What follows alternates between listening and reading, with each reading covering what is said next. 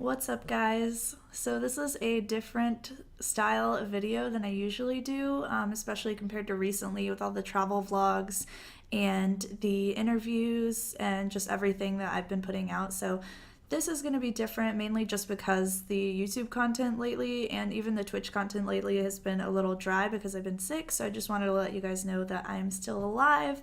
And also inspired by my recent birthday, I have kind of been thinking about the future and what I want to accomplish, and what the rest of 2017 is going to look like for me.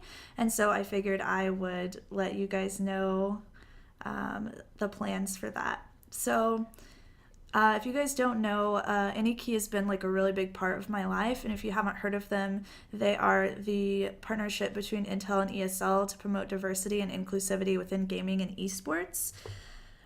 They have done so much for me, and it is crazy. Like, I am not even really sure how the director first found me. I think it was through Desolades, which Lil Chin Milk Tea had ended up retweeting about because she was so excited. It's really similar to her project Smash Sisters.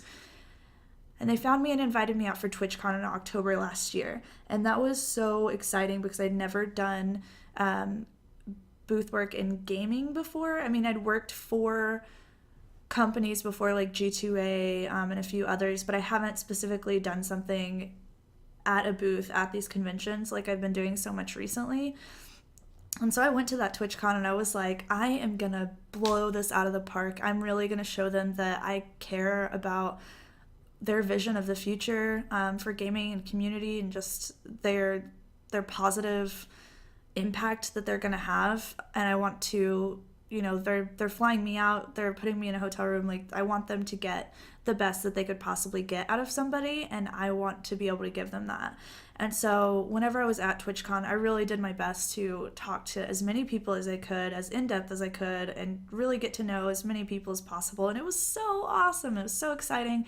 I met so many new people, and it was really freaking cool.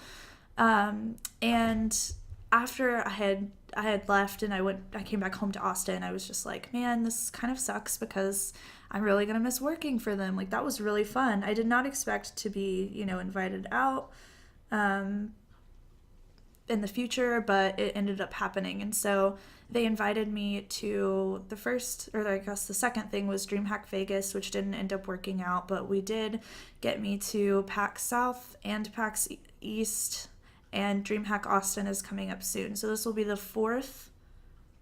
Yeah, wow, four. This will be the fourth convention I've attended with them, and I love everything about it. I highly recommend, like, if you guys are looking to get into gaming at all professionally, I feel like booth work is the perfect place to start.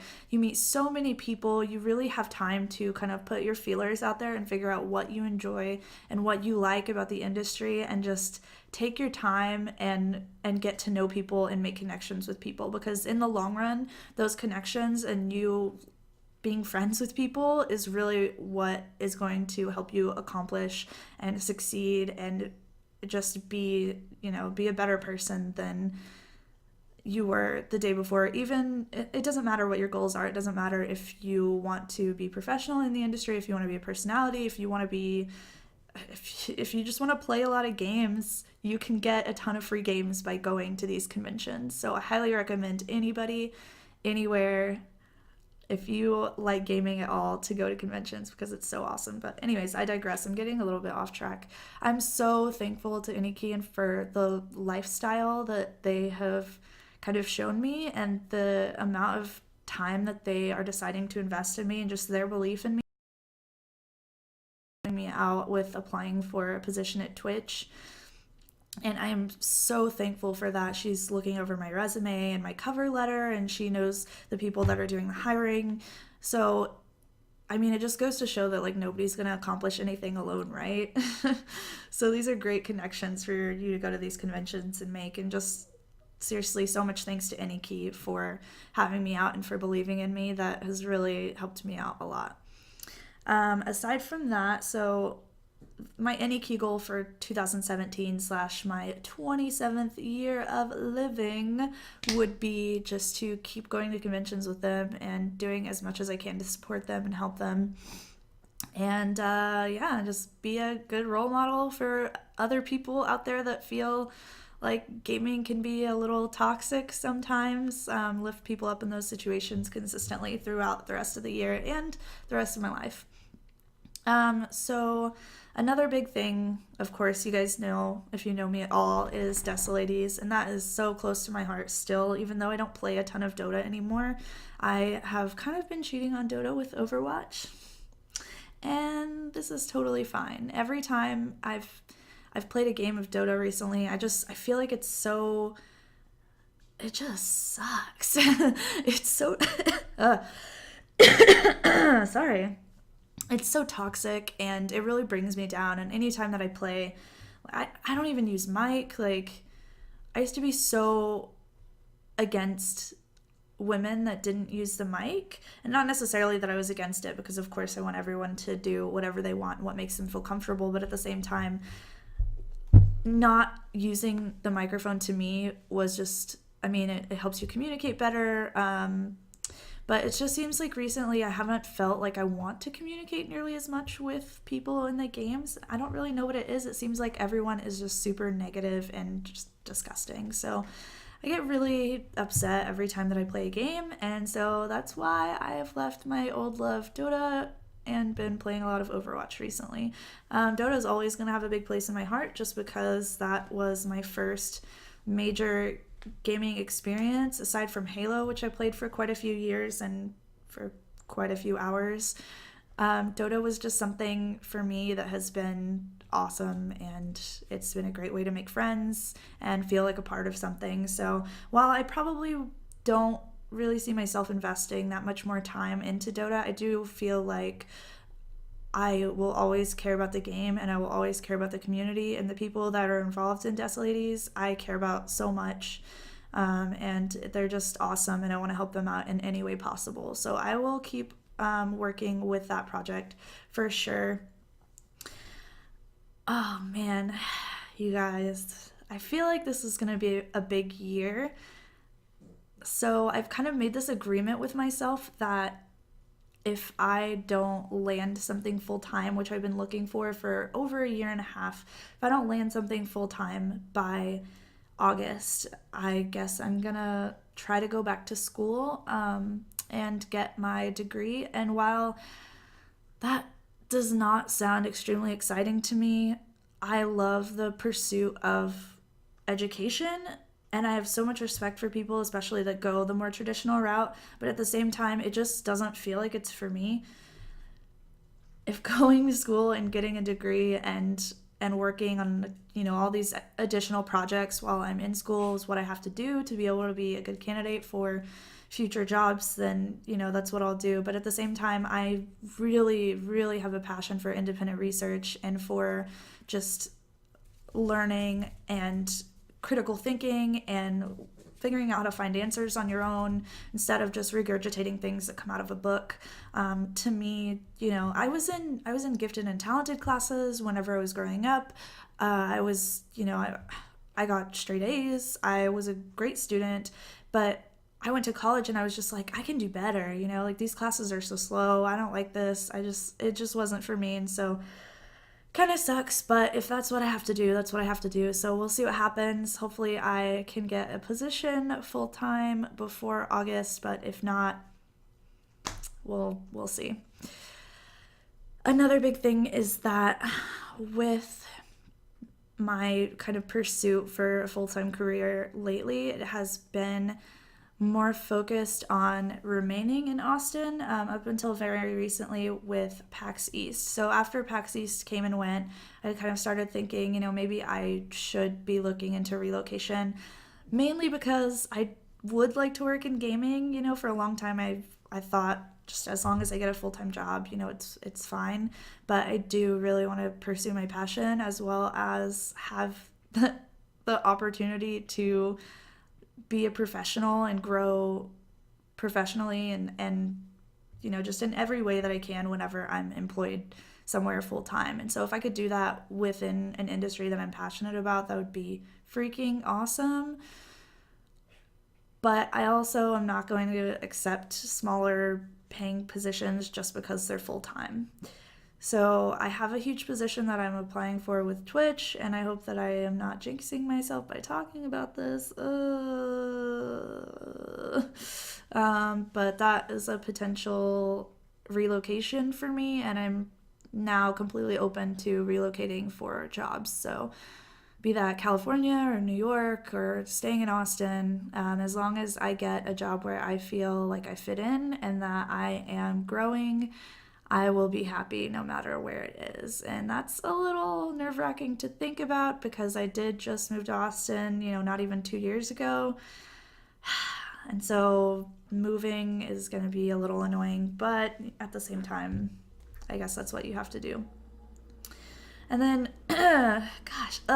so like I said, I just got back from PAX East, and I came back and I basically immediately jumped into South by and working for them and creating content there, and it was awesome. And then I was sick and just socially just like a social raisin for a week. I haven't really been hanging out with people or talking or communicating in communities that I'm a part of, and it just became very exhausting, as conventions usually are, especially with booth work. It's just very natural since you have to talk so much that you don't feel like socializing. But anyways, so usually I don't get sick at conventions. I just came back and for some reason got sick for a week, and so that's why I've kind of had this little hiatus where I've been just socially dead and content wise dead. But now that I'm feeling better, it is time to jump back into things, which once again is why I made this vlog. Another big thing for 2017 that I wanted to talk to you guys about is going to be meta threads, who I have a ton of respect for. They've only been around for maybe 9 months, and they've already done such awesome things within the esports communities. And I've actually gotten pretty close with their lead designer, David, and it's been so cool to talk to him, and we create all these awesome business ideas, and it's just been really awesome. And he's been like a really great friend to me. He's helped me out with the Stream Coach TV graphics. He has given me a bunch of advice. He's listened to me be a total baby about a few dramatic situations that came up, and it's been really great and fun. And then he decided that he wanted to bring me on to manage their partnerships, which I am extremely excited about. It is going to be super fun. I get to reach out to streamers and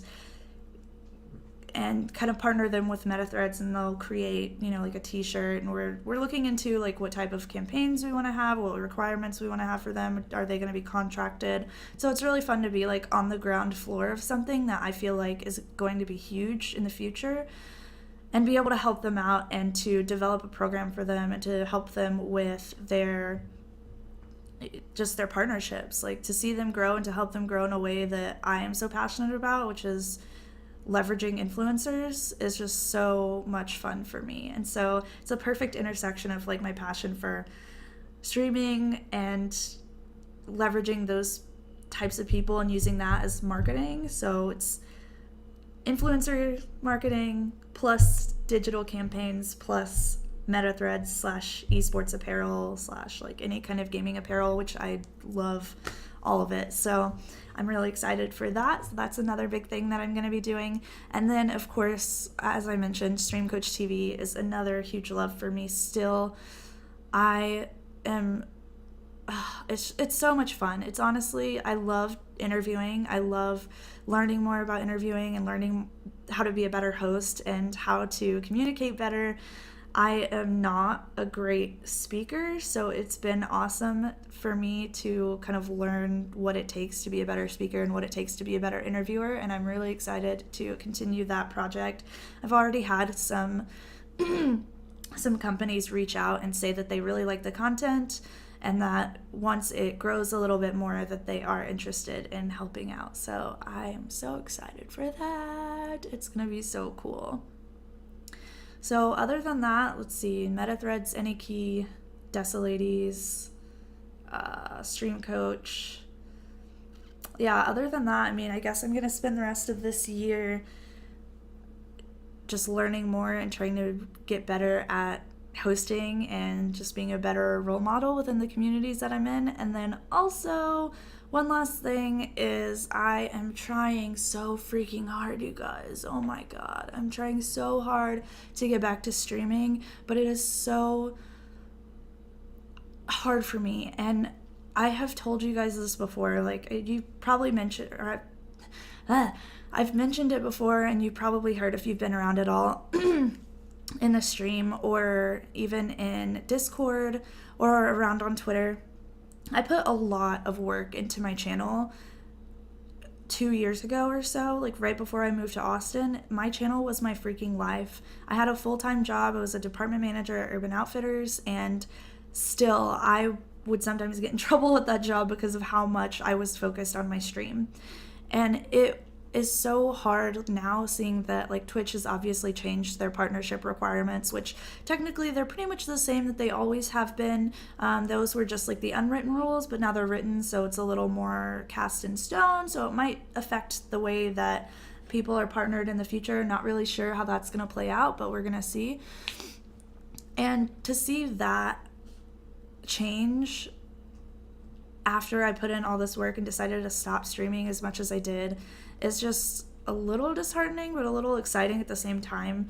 But I also don't want to consistently stream again and immediately jump into it because of my past self, if that makes sense. Like, my past self wanted that so badly, and so I'm still trying to find out, like, is this something that I want for myself really badly right now? Like, do I want to take the time out to put everything back into a stream again and to put everything back into building up my community and my personal brand and all of that? It was really fun. Like, I had a ton of fun.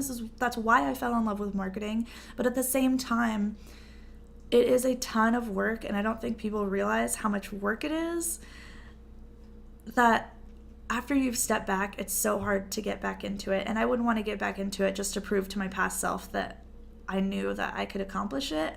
I would want to do it because of who I am now and how I feel like it could positively affect me. And I do feel like it could positively affect me, and I do feel like it would be a good investment of my time. But at the same time, it's just like, that's so much work. That's so much. And I love working, don't get me wrong. I'm a freaking workaholic. I will work from sun up to sundown and, go to sleep for 4 hours and wake up and keep working. But just the amount of love that I have for Twitch, I feel like I would be much better either helping out at the actual offices or helping streamers in the way that Stream Coach TV does, or even on Instagram. Sometimes I'll go around and be like, hey guys, you need help with your channel, let me know. So I don't know, we'll see how that develops. Potentially I am looking into it though, because I just love the idea of it. I love the community. I love the people that I've met, the people that I've been around still to this day, even though I'm not streaming at all, are just so freaking nice and awesome. And I can't believe that they give a shit about me after so much time when I've basically done nothing. So I don't know. I'm really excited, and I really want to pay it back to them how much that they have supported me. So we'll see what happens with that. Holy God, this is a 19-minute video. Okay, well, that's pretty much it, guys. I feel like I've covered everything. I've had a little list. That's why you see me glazing off sometimes. I pretty much talked about everything though, so make sure that you guys keep a lookout for the MetaThreads lookbook that is coming up. I recently completed it for the most part, but I think I'm gonna add 3 more looks to it because I only had 3 and I came up with some really awesome outfit ideas too. So that one should be out soon, as well as Stream Coach TV episode number 5, which I am also really excited about as well. Now that I am feeling better, I'm definitely going to be jumping back into content a little bit more, and you guys can tell me what you like and what you want to see, and I will do my best to accommodate that. Before I forget, don't forget to thumbs up and subscribe to this channel. I would really appreciate you guys 100 times more than I already do. Thank you. Bye.